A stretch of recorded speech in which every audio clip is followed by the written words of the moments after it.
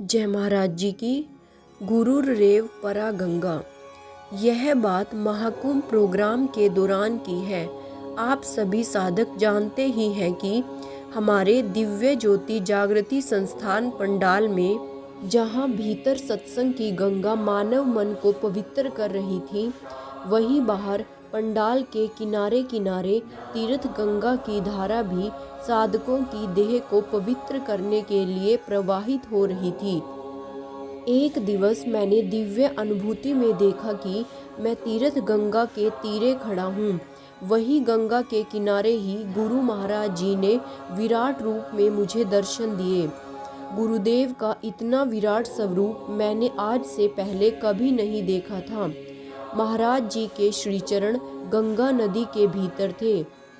तभी गुरु महाराज जी ने इशारे में मुझसे कहा, तुम गंगा नदी में डुबकी लगा लो।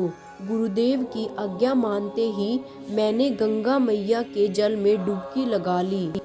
वहाँ उस जल के भीतर अब मैं गुरुदेव के विशाल श्री चरणों को स्पष्ट देख पा रहा था।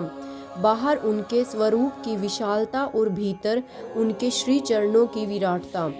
वह बड़ा ही अद्भुत दिव्य व भव्य दृश्य था। थोड़ी ही देर में मैंने जैसे ही अपने मुख को जल से बाहर निकाला तो अब वहां स्वयं गंगा मैया को प्रकट देखा।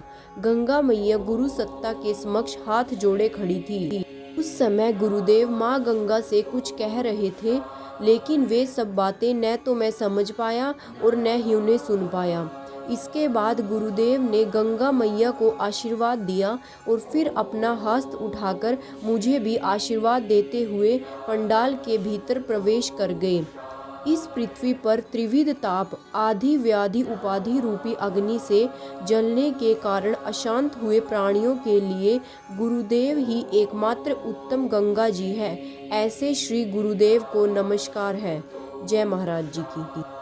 भाइयों और बहनों, अगर आप ऐसे ही दिव्य अति दिव्य अनुभवों का रोज आनंद लेना चाहते हो तो मेरे चैनल DJJS परिवार को सब्सक्राइब और वीडियो को लाइक और शेयर करना मत भूलिएगा और कमेंट में ओम श्री आशुतोषाय नमः जरूर लिखिएगा।